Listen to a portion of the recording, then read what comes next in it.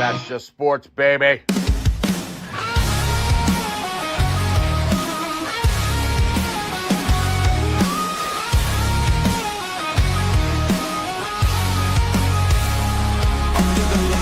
Crowd goes wild, strawberry ice, bringing fire and style. Reds, Bengals, Bearcats, all in my zone. This is my stage, my mic, my throne. Boom, like a hammer, I'm breaking the game. Strawberry ice, you're gonna know my name. Sports Talk Thunder, hear the podcast roar. Cincy slide is kicking down the door. Step into the ring where the passion ignites. Talking sports all day and all night. From the field to the court to the roaring stands. Strawberry ice with the world in my hands. Boom, like a hammer, I'm breaking the game. Strawberry ice, you're gonna know my name. Sports Talk Thunder, hear the podcast roar. Cincy's fine is kicking down the door.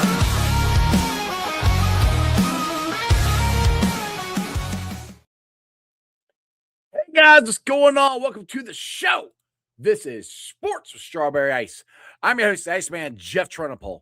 And as always, I'm bringing you sports from a West Side point of view right here in the great city of Cincinnati, Ohio. And you know, I'm coming to you live from that ice cave. All right, shout out to my sponsors. They are Party Lawn and Landscaping for all your lawn and landscaping needs. You need your grass cut, you need your shrubbery trimmed, I don't know, you need a paper patio, you need anything. I mean anything. Landscaping requires. Think Party Lawn and Landscaping. Also, shout out to T Properties, quality housing for quality people. Check out the website at www.tpropertiesllc.com for all your rental property management needs and your rental needs. And of course, Meyer Window, Door, and more. I got it in my house. I highly recommend you get them in yours. They're energy efficient, great looking windows, easy to clean.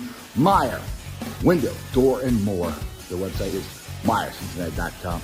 And also, shout out to my favorite brewery, Moorline Lager House.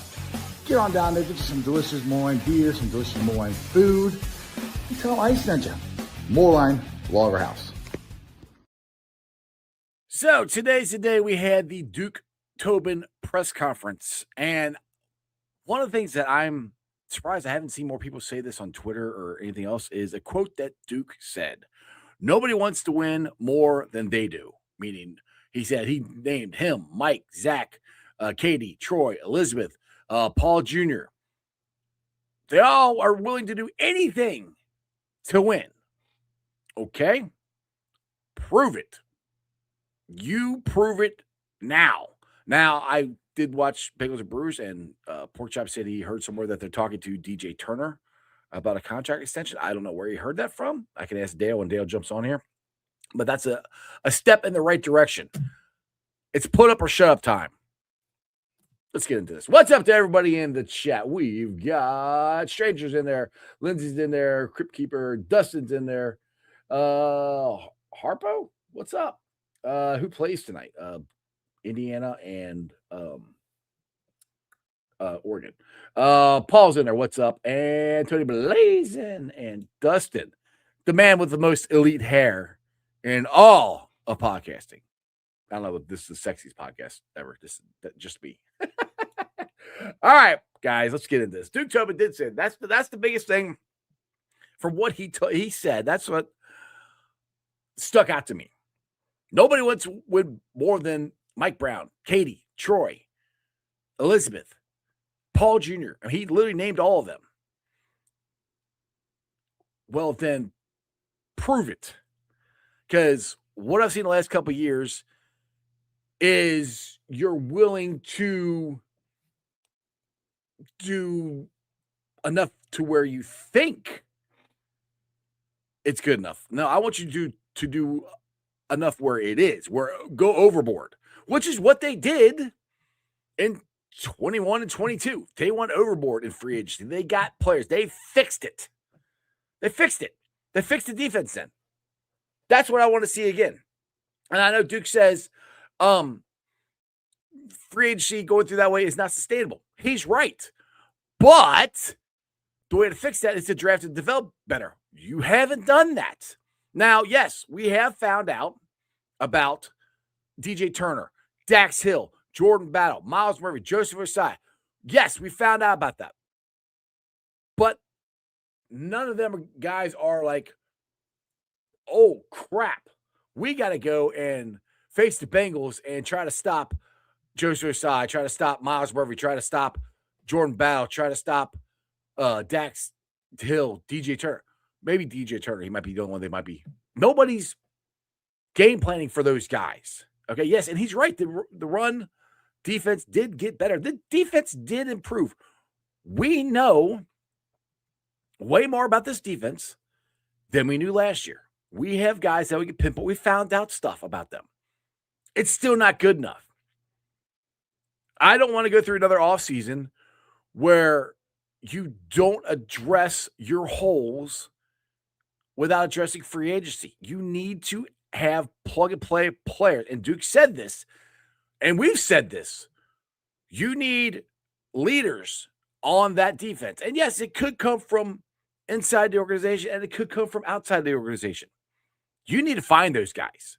You found them before. You need to find them again. If nobody wants to win any worse than you guys do, then prove it. Please, for the love of God, prove it.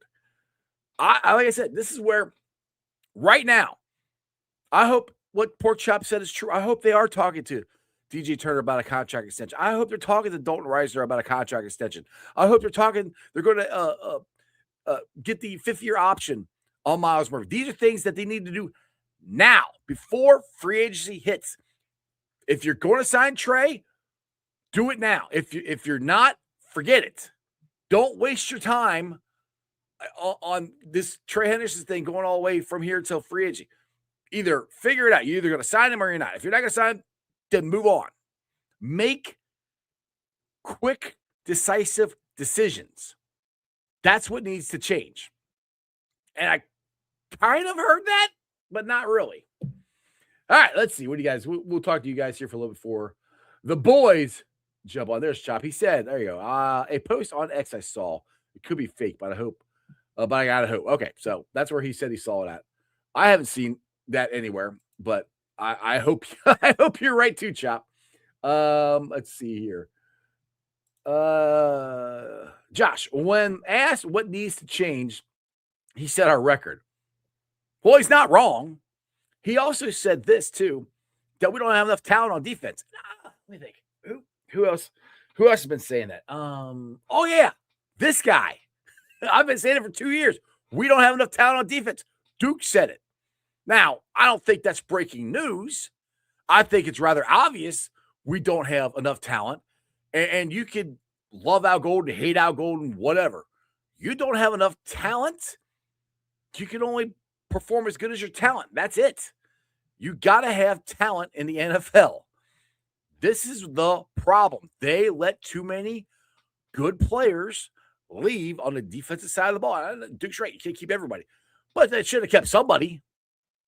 I mean, two guys were a huge keep. These are the two biggest guys, DJ Reader and Jesse Bates. Would have loved to keep. They didn't. You still need to replace those guys. Larry Ogunjobi's another one they should have kept. You still need to replace them. That's what I'm saying is, yes, you can't keep everybody, but damn it, if you're going to let them go, you got to have a plan. Either you are very confident and you better be right about the guy you drafted to take that spot. Like they drafted Dax Hill to take Jesse Bates, which I thought like, all right, cool. All right. They got a plan. It's cool. It didn't work. Dax Hill is a corner. You got to be right on these things. If you're going to let these guys go, that caliber talent leave, you got to be right on it. I mean, they brought in TJ Slayton last year, Rankins last year. And this goes to, I think, the disconnect with Lou Anarumo and the Bengals organization. Rankins is doing really good in Houston. Nick Scott, Dustin brought it up on the show the other day. Nick Scott's doing really well. Sent me an article about it. He's doing really well in Carolina. So did the Bengals, now this is the question. Did the Bengals scouting department get that wrong? Or did Lou not use him in the right ways? Now, go back to Al Golden. Like I said, we found out stuff about Miles Murphy. The linebackers, I think they're going to be good. Duke said they should make a big jump next year. I hope they do, but you still got to add to that room. You found out about Joseph Ossai. You found out about Jordan Battle. Al Golden found out the stuff that Lou couldn't find out, refused to find out, whatever. he did not develop. Lou is a great defense coordinator. I don't know if he's as good of developing young talent. Yes, there are players he did develop, but not many. Especially when you were letting guys leave, you had to develop talent, and he didn't do it. Al has. Again, you still need talent. You need to add to this. So if you are saying nobody wants to win more than you do, then go prove it right now. Go out. I would have loved them to have said Dalton Risner signed. Sign him. Why wouldn't they sign him? Sign him now. He wants to be here. All right, you guys blow the chat. Let's hear before I just keep on talking here. Actually, let me get to the man. Who I think did, I don't know, him and Chop might have done a 2-hour podcast today. They did a mock draft. They did picks. I started watching them watch the Duke Tobin press conference. I mean, they were all over the map today. But he is one of the best, if not the best, draft guys around. And if you have not donated $5 to Project Game Day to get Dale Altman's draft guide, you have no idea what you're missing. I highly recommend it. But let's bring him in from Bengals and Brews. He's none other than Dale Altman. What's up? Hard decks and helicopters, buddy. Well, that's good. I'm glad. So you got to watch the Duke Tobin press conference? Just a little bit of it. We kind of skimmed through at the end of our show because I didn't get a chance to watch it before our show started at 3:30 earlier. So, yeah, I mean, a lot of the same. I don't know. I didn't really glean anything from it, unfortunately. Didn't imagine. I do think it's nice that he's up there taking some heat in general. Yeah. Like, it shouldn't just be Zach. It should, if you're making the decisions. Right. If you're making the decision, you should be up there taking the heat for it, too. And he kind of did say, they pinpointed him down because he kept saying, this is what I thought funny.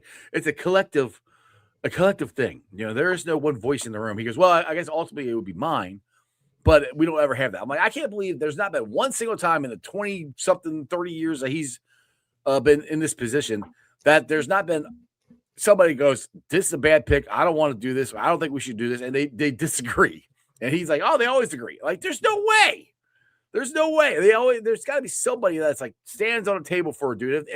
If not, there should be. There's got to be some kind of headbutting in this room, I think. But that's the problem. Like, that's still the problem. Like, and somebody said it in our chat earlier. Like, if no one has that full accountability, then no one can have to take the blame, Right. It's not just me. We everybody, it's a collaborative effort, So then at the end of the day, there's no accountability for one person. And that's why we have 6-11 season. We have 3 years without the playoffs. Mm-hmm.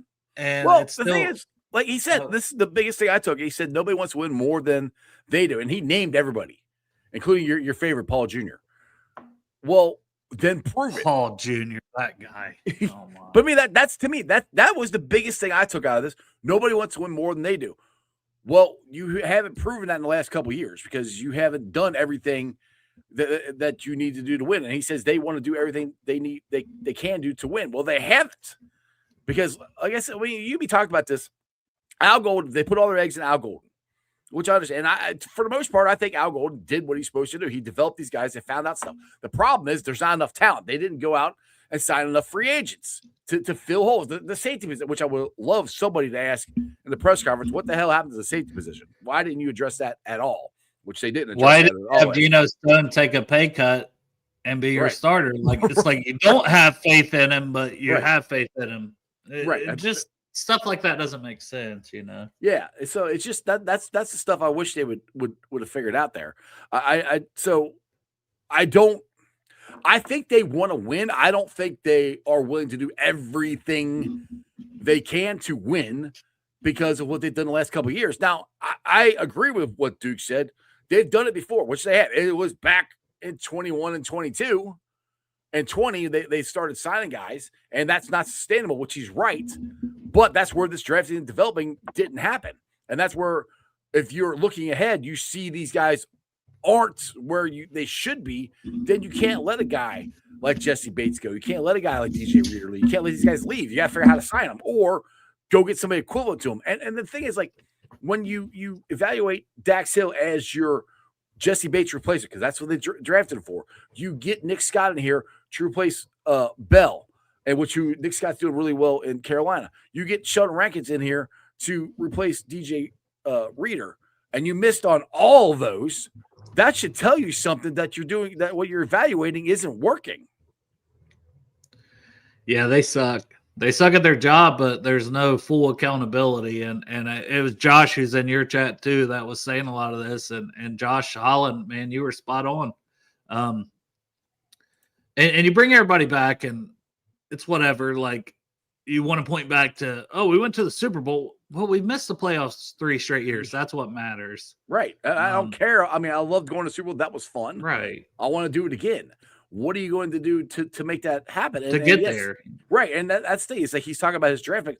Great. Your draft picks that are producing somewhat now are 2 or 3 years into this. We need impact players now. That's what they need. And that's where, I wasn't expecting him to say, hey, we're going to go all in. We're going to spend like crazy. I wasn't expecting. I really wasn't expecting a ton out of this press conference, to be honest. I didn't hear anything I didn't expect to hear, but this one where he says nobody wants to win more than they do, that's when I'm like, all right, well, then you got to prove it now. You made the statement. Go do it, because they did it last year. We're not going to spend for the same team. Right. It's the same statements, but I do like, because, hey, guess what? You're going to be talking again around combine time. Just putting him out there, putting the heat on him, and it's not that I'm apologizing for Zach, because he needs to be better at his job. Yes. But, hey, let those questions you're asking Zach, let them fire at Duke Tobin. Right. And if this is your puppet, Katie and Troy and Mike, okay, then so be it. But, at least I feel like they're putting him out there for some accountability. Yes. Yeah. And I think that's where I think they are under some pressure. They do understand how upset this fan base is. They do understand they got to do better. They do change. Like, this first time Duke's ever done one like this. And he said, I'll do it again if you guys want me to. So, they want to talk to him every week, every couple weeks. We want you at the free agent deadline, before, after, we want you all this shit. Trade deadline, all of it. That thing went an hour. It probably could have went another 2 hours. The way they were asking questions. It could have went a while. So, Mike Van here. This is the perfect voice for take Burton, for example.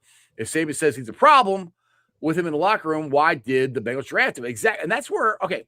So that was a little bit I watched. I'll speak on that real quick and let you go, because I thought the same thing, because we didn't watch too much of it and I hadn't seen it all. But he was talking about, we have enough scouts to do all the work, that knows everything about the players. It's just that maybe we made the wrong decision at the end of the day, blah, blah, blah.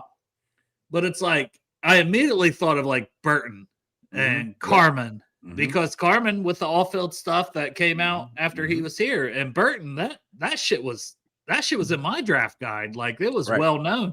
Not just punched a female fan, but he had transferred 4 high schools in 4 years. He had been at 2 colleges. Like, that's a huge red flag, along with the punching the female, the this, the that. So it's like, whether it's Zach, Duke, whoever wants to not take the accountability for that, you all deserve the blame for that. But sorry, God, that was because I thought the same thing when he. No, you're good. This is some kind. I went live on TikTok right after, and this is something I wanted to ask you, because they asked about the scouts, and we all think they need to get more scouts. And he said we get plenty of information, which I think they do. I think they get plenty of information. You get plenty of information from watching tape and stuff like that, and how you evaluate it. I think they do the exact same thing. What they don't do enough of, and I got this from you, is boots on the ground from Burton, or picking up a phone and calling, one of the greatest coaches ever, getting his opinion. You're like, do they do that enough? That's where I'm like, I don't think they have enough people in the scouting room to do that, to go out and see these guys. Hell, I don't even know how many times they went to University of Cincinnati, and it's 5 miles from Paycor. Well, it's not that they're also asking those people, and they have said this. They have asked them to come up with game plans. So they're part of the game plan for the week for the NFL Bengals Mm-hmm. So those same scouts are not out on campus getting information about these guys. Yeah, well, we have plenty of information. What, you watch tape? Cool, Right, cool. You cool. you get some connections, but you're not on like if you're on campus and you're around and hey, big game of the week is here and our scout's there for 2 days, you're going to hear things like, oh, this person, we'll just say Jermaine Burton, he's a head case. He's a problem. You're going to hear it, whether it's from the coaches, assistant coaches, the fans, the students that go to school with him. You're going to hear more and more about that. Like, and that's why they need more boots on the ground. But hey, Duke said they've got the people, and that's he said they get. Well, do you think they? And I'll ask you this, AC too. Do you think they get?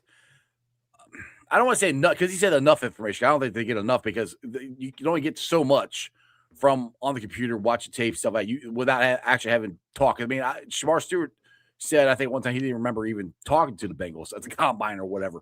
But that's the. Do you think they? I think it's proven they don't get enough information. I think I'm answering my own question because of Jax Carmen, because of Burton. I mean, I don't think they get enough information. AC, what's your thoughts on it? Well, first, hi guys.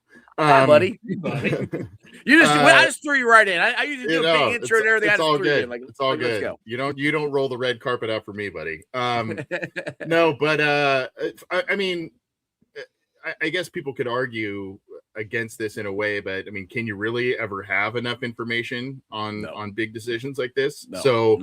I mean, I guess you could argue paralysis by overanalysis, but I mean, at some point, again, this goes back to what we've been talking about on your show, Ice, the past handful of weeks, which is,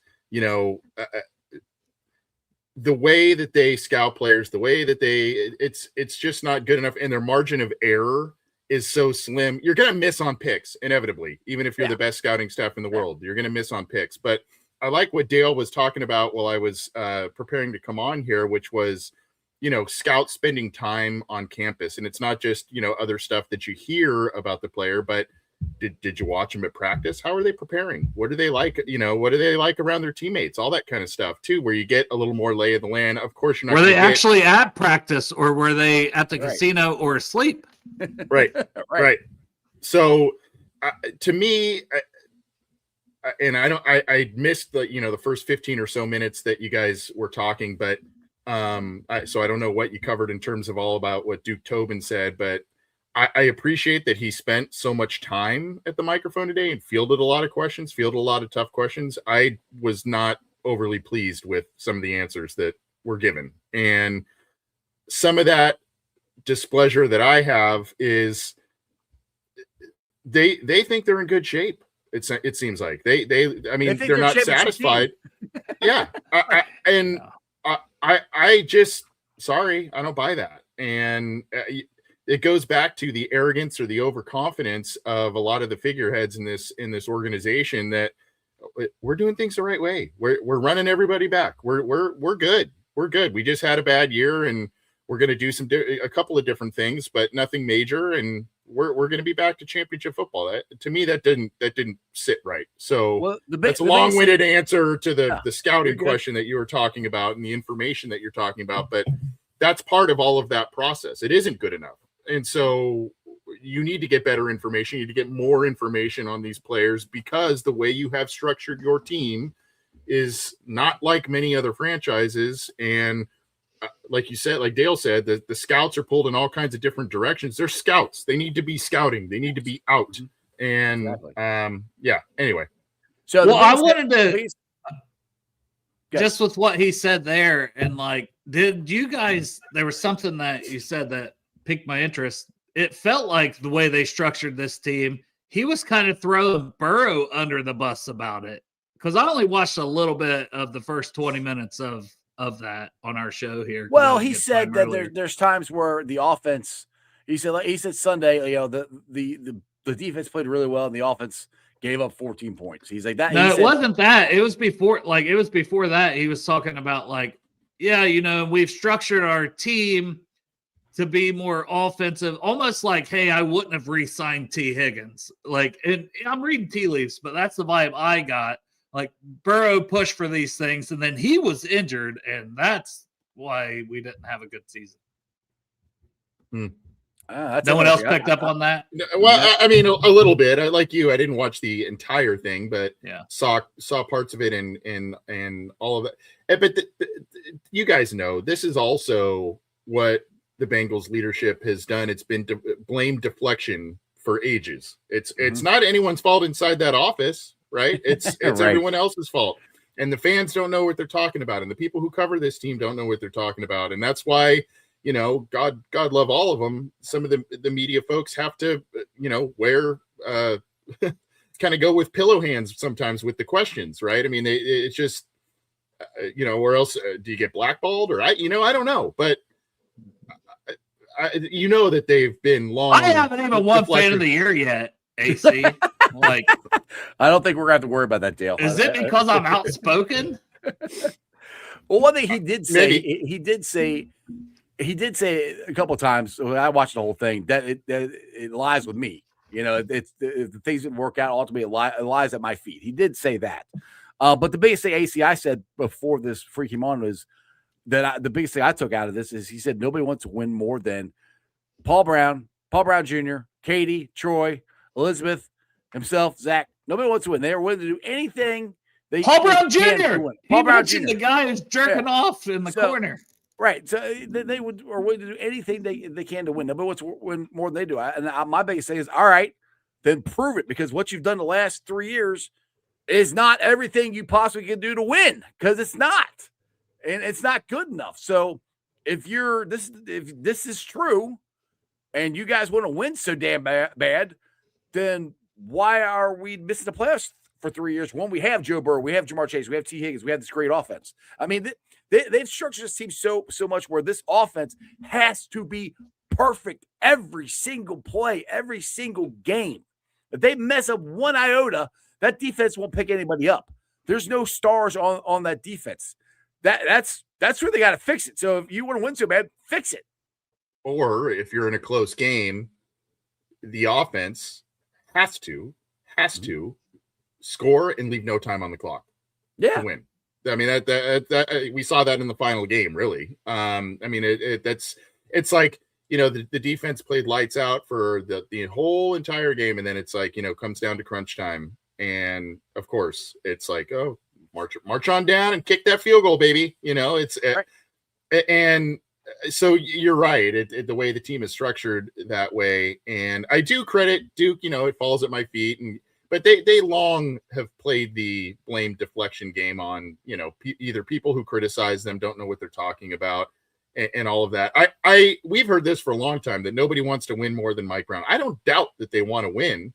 I've never doubted that. I think a lot of people do everything for it. A lot of people question that because they think they, you know, skimp around certain things that other teams do, or you know, do things that other teams would not do, all that kind of stuff. But I don't doubt that that's a competitive team, and, you know, the lineage of the family is, you know, iconic in NFL history, and so I don't doubt that they want to win. They just don't. I don't think this group really knows how to do it, how to build a consistent winner, how to bring in the right people. And I think, again, they're too stubborn or arrogant, or whatever word you want to use, to say, you know, we want to win. We want to win, but we're going to still do it this specific way with these specific people, and we're keeping the status quo with how we run the team. So at that point, you're just going round and round in circles, right? It's, we want to win, but we don't know how. We want to win, we don't know how. Or at least win consistently. We did 3 years ago. We did that also drove me nuts about it. They're still living 4 years ago, and it's not even a championship that they are living with. They are living into an appearance. So I don't know. That just frustrates me. The thing that irritates me is like, all right, well, you did this 3 years ago. Then why aren't you doing it now? Like what you did, and you said it. You signed free agents. They signed, I don't know, 5, 6, 7 free agents on that. That defense was built on free agency. That's what the defense was built on. So why the hell have you just not done anything, especially last year? So if you know you can do it, and you have this formula that worked, then why in the hell aren't you doing it again? Well, I mean, they're like, they have to, and they know. And I guess at least they know where the money is this year, right? You're not looking at a Jamar Chase, a T. Higgins extension. You've got your top guys, even Mike Gesicki at tight end. You've got your tackles. They should have already signed Reisner, but you've got your own line intact. Chase Brown's under contract. You're not looking to add literally anything on the offense, immediately. Maybe a slot. That's about it. Yeah, which you could get in the draft in round 4 or 5. Right. You should be able to get really that. Yeah, maybe a tackle of the future if the right guy falls. I get all that. But free agency, everything should be pushed all in on the defensive side of the ball. There's not even a question, and they know it. Now, how stubborn are they? Do they get, okay, hey, we're going to give you this DJ Turner extension, and that's all our money, guys. We're done. We front-loaded it. We're done. Are they going to get creative with contract structure, stuff like that? That's always the question. That's one thing I wish they would have asked. Nobody asked that. You guys going to change the way you structure contracts? I don't remember. I watched the whole press conference. I didn't hear anybody ask that. But thanks for the $10 super chat from Fuzzy Balls. Fuzzy Balls. Fuzzy Balls. Our favorite commenter here on Sports with Strawberry Ice. Why can't we, just like you were saying, Dale, why can't we go all in on defense, use free agency and our draft picks to bring in projects or potential based on RAS scores? I'd still take Carson Schlesinger over Shamar Stewart for that reason. I wouldn't take Schlesinger over Stewart. And Schlesinger was always a second-round guy. I know he went at the top of the second, but fun fact, he had as many missed tackles, if not more, as our 2 linebackers this season. Just saying. Just throwing that out there. Yeah. Great season, highly productive, but that stuff matters.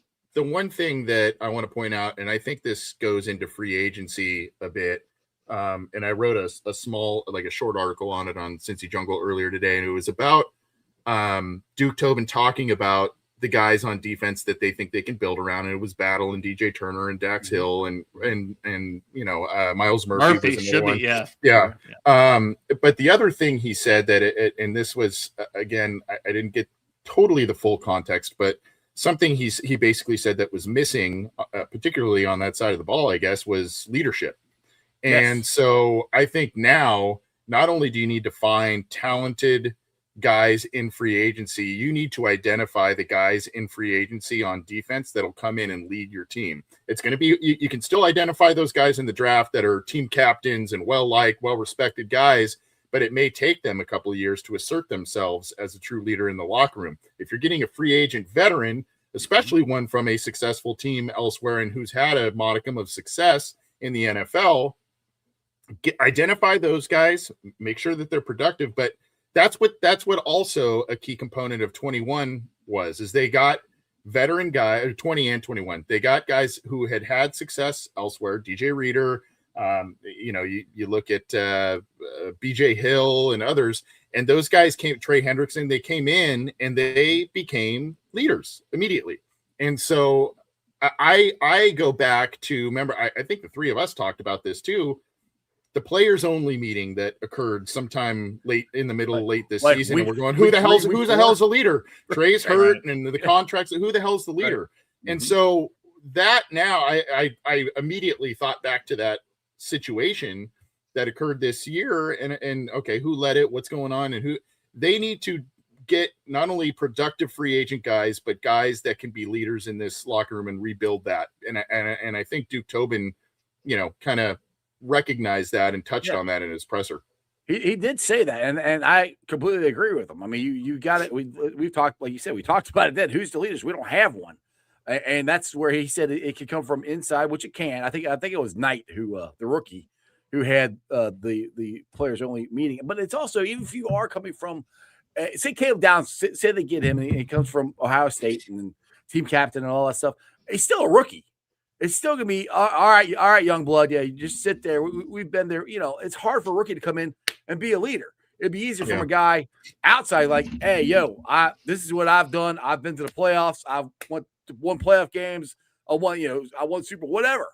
You got skins, on the wall for things you've accomplished. They're gonna listen to you more.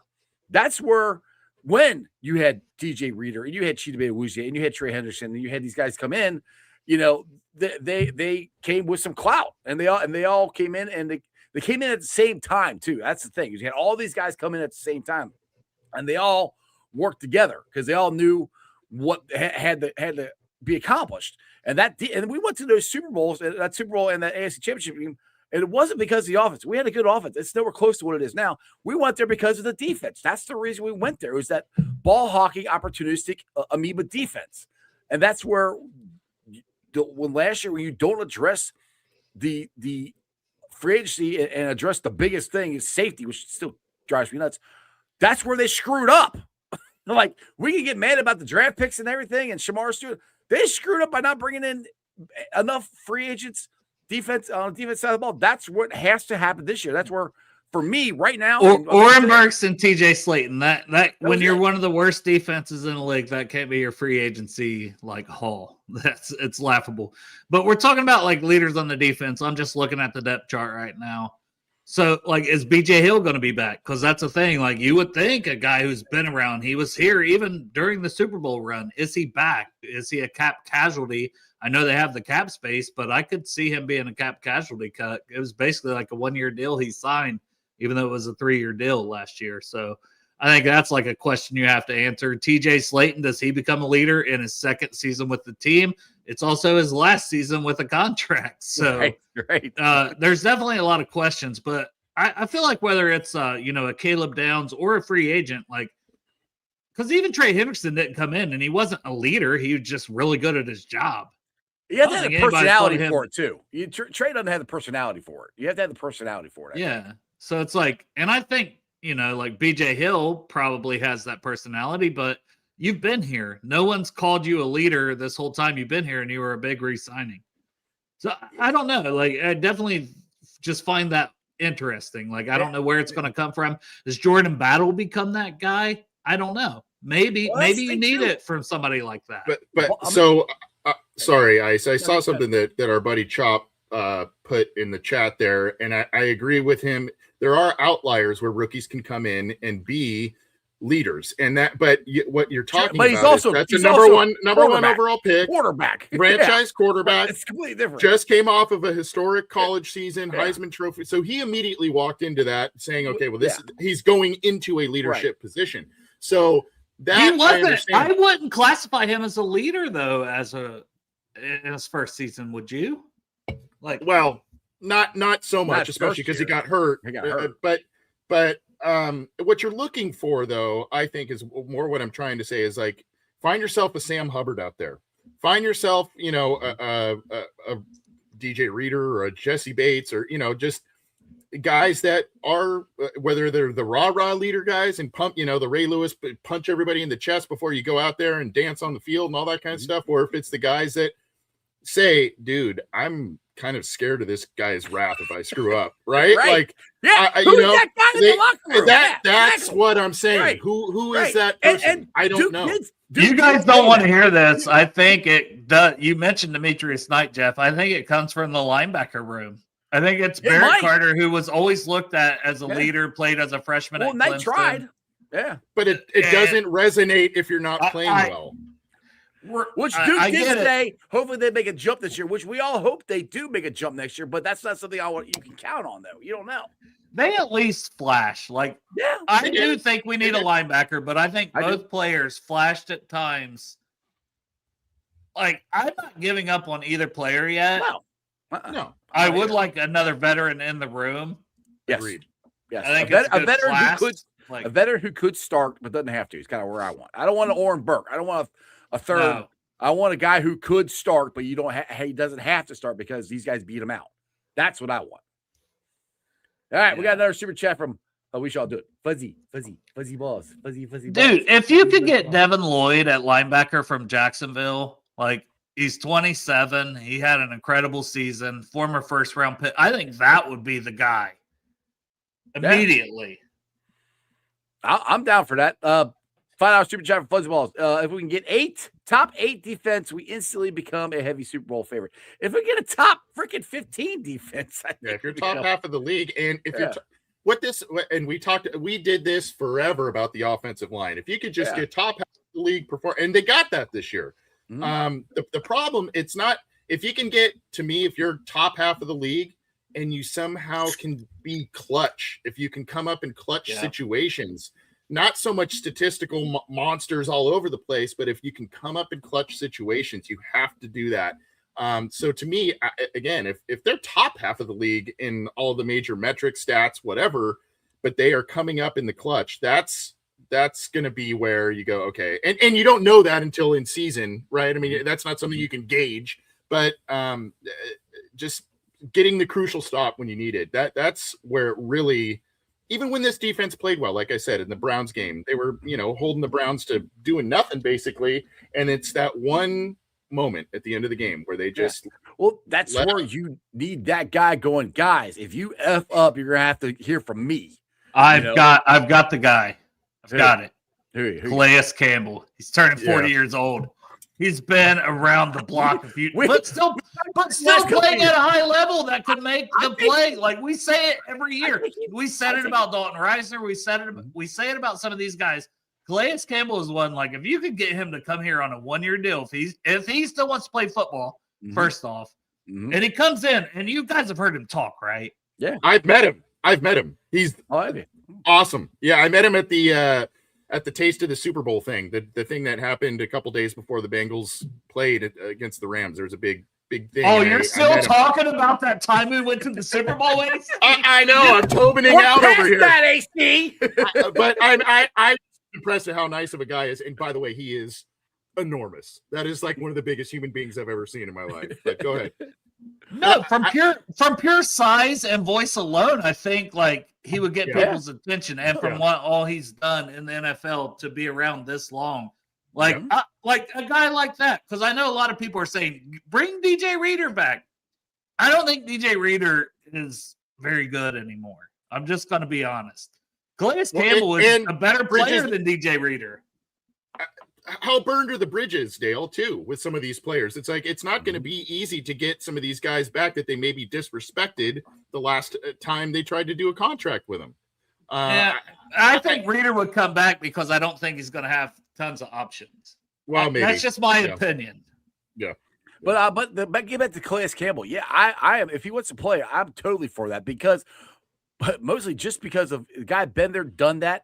And can lead this defense just for his voice in that locker room. I would take him. I mean, Dale talked about picking him up the last couple of years. We wanted the Bengals to sign him, and they haven't done it. So he wanted to go back to Arizona or whatever, because he played there before. Like I get that. Maybe he wants to go back to Baltimore next year or something. But man, I would at least make that phone call and see if he's interested. Yeah, I'm with you. And now question for I'll ask you guys. Duke said, I think it did get better. Duke said the run defense got better as the season went along, which I do think it got better. It's still not good enough. But what was your thoughts on the actual what he said about the run defense? Do you think it actually got or defense in general? Where are your guys' thoughts on the? I'll put it that way. What are your thoughts on the defense where the guys that we have are there that we've found out stuff about? Do we have building blocks here to get a successful defense? I think it was better. I think the run defense was better. I'll specifically go to that because I thought they played more as a unit and the missed tackles were cleaned up a little bit. Like it was atrocious through 10, 11 weeks. It was a little better the last 4 or 5 weeks, 6 weeks. Slayton, I think, is a good piece to have. McKinley Jackson needs to continue to get more playing time. Miles Murphy was obviously a big part of that. Miles Murphy's ability as a run stuffer, but also a guy that can get pressure, was honestly eye-opening as a two-way player.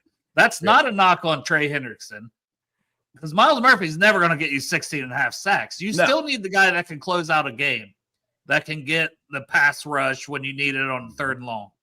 That's what Hendrickson could do. You don't have that. But Murphy's a guy you can play 78. He is Sam Hubbard. That's what I was just going to say. Yep. That's exactly what I was just going to say. I don't think he's the leader, but he is that guy as far as 70+% of the snaps. You can have him on the field all 3 downs. He is just going to play his ass off for you, and that matters. That matters. We got a superstar in the chat here. Mon's in the chat. He says a positive motion D. Playing Ewers and Sanders will also help with the defensive stats. That's true. That is true. Yeah. No, that's a great call on Murphy with the Hubbard comp there, Dale. I was thinking the exact same thing, but that also resonates again to your point where, and I'm talking like a little younger Hubbard where he was getting 7 sacks in a year, 8 sacks in a year, that sort of thing. If you had that pairing like you did for a bit with Hendrickson getting double-digit sacks, and you have Hubbard who can set the edge against the run and also get the occasional sack, that's money in the bank for the Bengals. Now you have an aging and coming off an injury Trey Hendrickson. He probably doesn't even want to be back. So you need to figure out then who is going to be that other edge rush guy that could, I don't know if 17.5 sacks and back-to-back seasons is really, doable. So easy to find. Yeah. But if you can get a double-digit guy on one side, you have Murphy on the other. Now you've got some pass rush juice. Is Shamar Stewart that guy? I don't know. Is there we don't know in the draft? I don't know. And Shamar could be a lot more get some more pressure on the inside too. He can play inside and outside. Lindsay here says, "What about Bosa?" Bosa, I'm not gonna say no, but he's not a guy that he's going to come in there and get you 17 sacks. I wouldn't say no, but I wouldn't be like, if you really want to get that guy, go ahead and trade for Max Crosby if he's on the trading block. That's the guy. That's the guy that would be a needle moving move for sure. That would be. I think AC had the point. You're not going to get a 17.5 sack guy. Like 16.5. That's leading the league. You're not going to get. That's Micah Parsons. That's maybe Max. But Bengals aren't getting Max Crosby. Like we can just stop that. Stop that. I'm just saying that's the only guy that would be. But you need 10, as AC mentioned. You need double digit. You need somebody that can get 10. I don't think it's Stewart. I think Murphy. I think Murphy could maybe get 10. Like, really? I don't think it's crazy to think that Murphy could have 10 sacks in a season. Okay. I thought he was awesome this year. Like, I clipped up so much of his tape, and I kept seeing the rise, and it's like he just kept performing week after week. I'm not talking these last couple games like Mon was saying because, Quinn Ewers, some of these offensive lines. We talked about that. Don't get overly excited and against this weak you had me for a second. I'm like, really? But no, Murphy, he did it. He did it since like Trey got hurt. Every week that I clipped up, like week 5 on, it was just like this guy. It's just like, a stock. Not that I'm a stock guy. Maybe I'd actually have money instead of my just teacher pay. But stock up guy the whole year. And it was just like you kept waiting on the other, shoe to drop where it's like, oh, he falls off a little bit, or every week he impressed me. Maybe he didn't have a sack. Maybe he didn't have 4 pressures. Maybe he had 2 pressures, but he had 5 or 6 run stops. Like he was damn near dominant for most of the season for the Bengals, like on the D line. So that's a piece. That's one. That's one. Yeah. And I think Stewart showed flashes. We don't know what he'll be. But those last 2 weeks were nice to at least see something from him. For Stewart, I have because we need if you can get just say you bring Osai back and so you put him on the other side, you got Murphy on the left or right side. They're your outside guys. How much can you put or do you trust putting Stewart in on the inside? Because that's the thing for me is we have no push up the middle. We've got to figure out. I've been saying this since Larry O left. We haven't had anybody push up the middle since Larry O was here, and Shamar could be that guy. I'm not saying he's gonna be your 3 tech at all. I'm just saying a guy you can put in the middle, maybe enough times to make an impact. Am I crazy in that? No, we have had the conversation on our show with me and Dustin and Chop, just talking about like, do you consider moving him damn near full time or 80-20% of the time he's on the inside? Yeah, that was the draw for him, right? He's 6'5", 6'6", 280 plus already. You got to think of guys like, I'm trying to think who's the guy who's with San Francisco, and then I think the Colts, DeForest Buckner, right? Can it be a DeForest Buckner? That would be awesome. Why couldn't he be?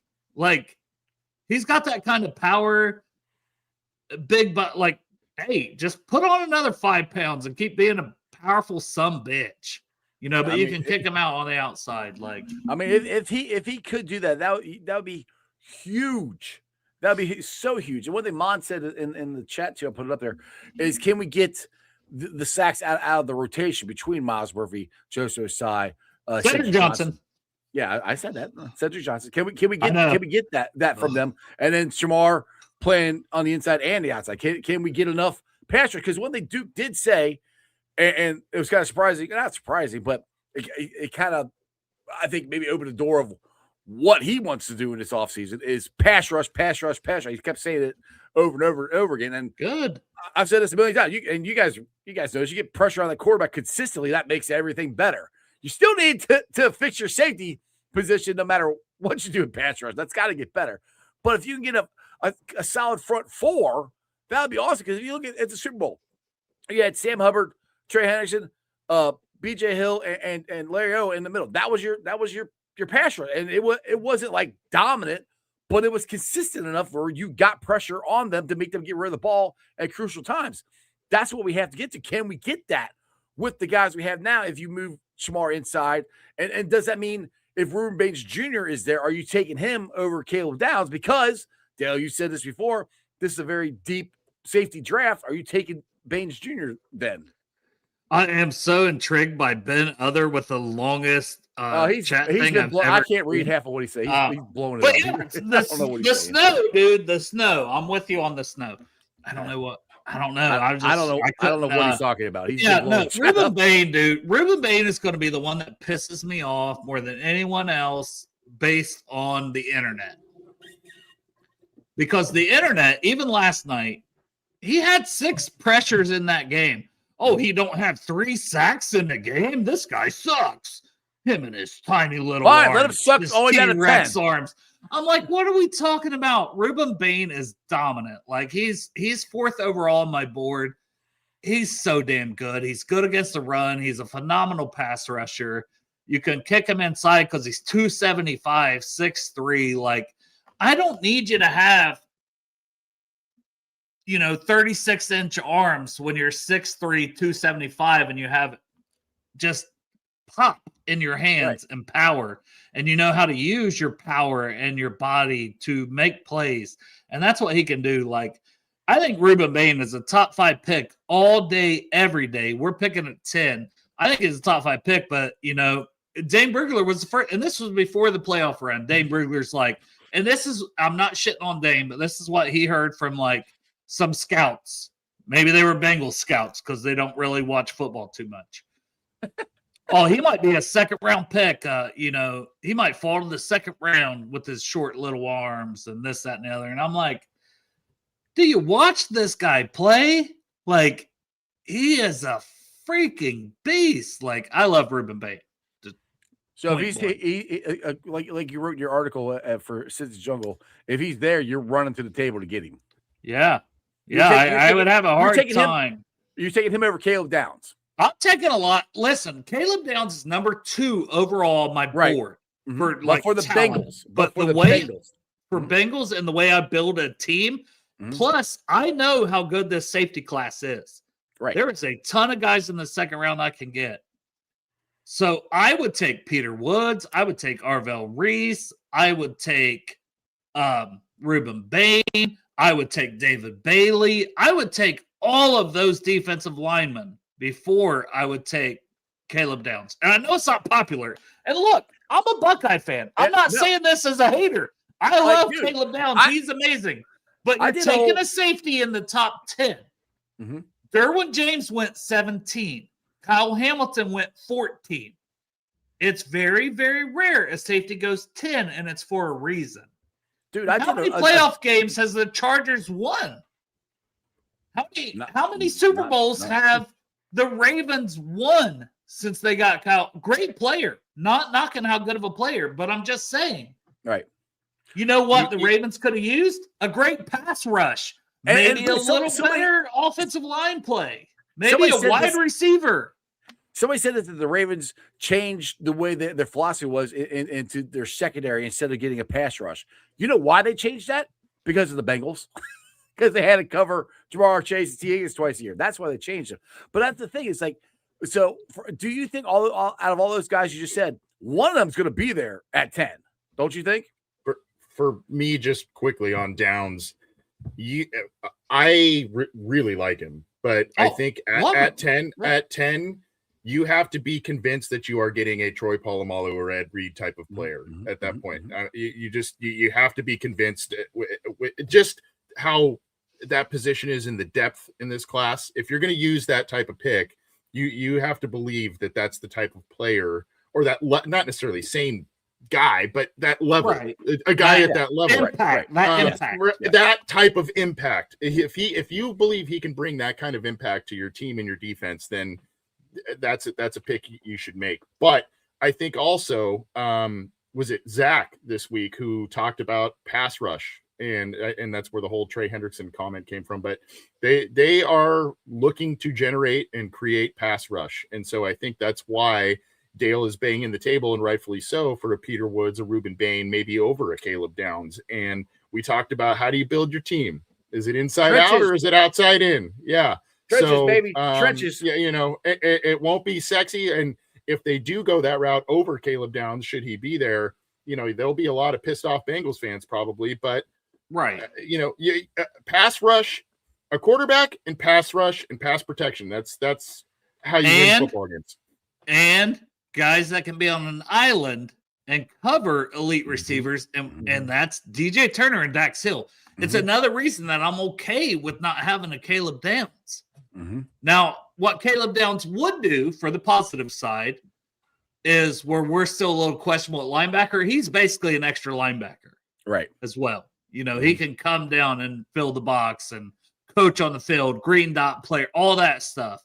Yep. So if we get Caleb Downs, I'll be happy. But if I had my choice of Reuben Bain, and I'll throw David Bailey from Texas Tech in there. He's I keep mocking him 7th overall to Arizona. 14 and a half sacks this year, almost a 40% win rate on true pass sets. And this guy is electric, explosive. He's got the bend, he's got the speed, he's got the everything you want. And just like we said, Trey Henderson, 16 and a half. This guy might be a 20 sack guy. He might be that guy. David Bailey is that guy as a pass rusher. And he improved his run defense at Texas Tech after transferring from Stanford, by the way. I don't know. You got to be kind of smart to get into Stanford. Maybe. How would you like this? He played there for 3 years. How would you like this? Reuben Bain on the left, Miles Murphy on the right, Stewart 3 tech. That's pressure right there. I think it's like, and I'll ask you guys this, and I got to get out of here after this one, but the Trey Henderson thing, for me, make the decision quickly. You're in or you're out on him, and I think they're going to be out on him. And if they're out on, fine. Go get this pressure from the draft or free agency. I don't want this Trey Henderson thing lingering going into free agency. Either you're in or you're out. Right. Did we lose Dale? I was here. I was letting you go first. Chop was saying, I lightweight feel like Al Golden will push for Downs, related to him saying safety is the field general. Fucking Watts was his own player, and he didn't take him. But go ahead, AC. That's what I was about to say, Dale. You lost me because of pork chop. I read that. Yeah, it's for Trey, it's crap or get off the pot time. You either commit to giving him a contract, if you or you commit to a plan with a tag and trade to protect yourself there and maybe get something back, or you just let him walk. He's walking. He's walking. I don't even think we have to talk about this a lot. No, I think he's walking. I don't want to. He's like, he's running. He's not walking. I don't want any lingering. He's about this bitch. I don't want any lingering. That's why I don't want any lingering. Oh my goodness, what are we gonna do with this guy? What are we gonna do with this guy? Get it done now. If you're not gonna stop, screw it. Then move on. That's what I want. Make definitive decisions. With that, I gotta get the heck out of here. Relationship's over. It's over. With that, I gotta get the heck out of here. Dale, I know you've been on already for you guys almost did a 2-hour show or something earlier today. So plug some stuff for. I let either one of you, AC, Dale, I don't care. Cincy Jungle. Hopefully, this is when I can really provide my value to Cincy Jungle. Yes. Gonna be trying to put out a top 100 board, my top 100 players. You can also get the draft guide if you want a sneak peek at it before I put that on Cincy Jungle. You can get that for the Project Game Day draft guide. You can Venmo me Dale-Altman, $5 minimum donation, or you can go to the Project Game Day website, which is projectgamedey.org, and you can put your donation there. And then just DM me your email that you want me to send it to. I will forward it to you. I put so much work into it. I'm working on my 27 guy, my 28 guy. This transfer portal stuff got me keeping up with everything. But yeah, I love the draft. I love the possibilities, and I love being able to write for Cincy Jungle and put my thoughts out there about the Bengals, about the draft, and I'm really appreciative of guys like AC, because you know, the Godfather. He vouched for me a little bit, and I appreciate that. And then Jeff, you know, Jeff likes sucking dick, so we always appreciate guys that suck dick. Well, Thanks, I said you were awesome, and you should write is what I said. If that's sucking dick, so there you go. I'm just messing with you, brother. No, I love you guys, man. Fun Friday show. Appreciate you guys. Exactly. I always want to go longer, but I always have somewhere to go. See you, Dale. Hey, Steve, plug some stuff before I get you. Been slacking on my own show here. Orange Black Insider had a busy week, but Cincy Jungle, yeah. The show's on there right now. You usually share it on there, so. Well, we haven't done one this week. I've been. No, I'm at videos on there right now. Oh, I don't think I did. This okay, time. well, never mind. Yeah, but I have been sharing the last few that we've been doing, but at any rate, but no, thanks for having me on as always. Sorry I was a little late, just been scrambling around a little bit, but appreciate Dale and all the people tuning in. Exactly. AC, I'll see you next Friday, brother. Who Dey? See you, dude. All right, guys. As always, I hope you enjoyed that as much as I did. Go check out Dale. And yes, Chris, it was Chris who said it. Yes, Chris, yes. I totally think Dale should get hired on as the Bengals, by the Bengals. Because Dale knows what he's talking about. It's $5, people. $5. You go to the Project Game Day website, Venmo Dale Altman, $5. You get a great draft guide. I highly, highly recommend it. It's a great read if you're a draft geek like me. All right, shout out to my sponsors. They are Priority Lawn and Landscaping for all your lawn and landscaping needs. You need your grass cut, you need your shrubbery trimmed, I don't know, you need a paper patio, you need anything. I mean anything. Landscaping requires. Think Priority Lawn and Landscaping. Also, shout out to T Properties, quality housing for quality people. Check out the website at www.tpropertiesllc.com for all your rental property management needs and your rental needs. And of course, Meyer Window, Door, and more. I got it in my house. I highly recommend you get them in yours. They're energy efficient, great looking windows, easy to clean. Meyer Window, Door, and more. The website is MeyerCincinnati.com. And also shout out to my favorite brewery, Moorline Lager House. Get on down there, get you some delicious Moorline beer, some delicious Moorline food. And tell them I sent you. Moorline Lager House. Thanks for watching again, guys. I've been live streaming on YouTube, Facebook, X, Twitch, along with Instagram. You can follow me on all those, along with Threads and TikTok. And check out my Substack. I do write some articles on there from time to time. I didn't even get into the college football playoffs. That was one of the best college football games I've ever seen last night. I'm hoping for another great one tonight. We got Oregon and Indiana. I'll be rooting for Indiana, even though I am an Ohio State fan. I'm a Bearcat for life, but that's my side. My side team is Ohio State. But Indiana would be cool to see them win this thing. I will pull this off later on tonight, put it on the podcast. Do me a favor. Let's do it. Rate it, like it, review it. Leave a 5-star review and a comment. Some more Cincinnati fans can find my podcast. Other than that, I'll see you guys maybe toward the end of next week because I'm going on vacation tomorrow. So I might do a show Friday again because I love the Friday shows. And other than that, remember one thing only, that it's Who Dey for life. Throw it up. That's just sports, baby. See ya!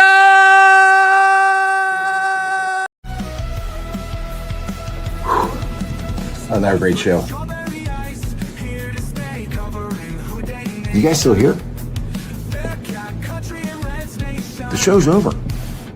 You can come back tomorrow. I'm out of here. See ya.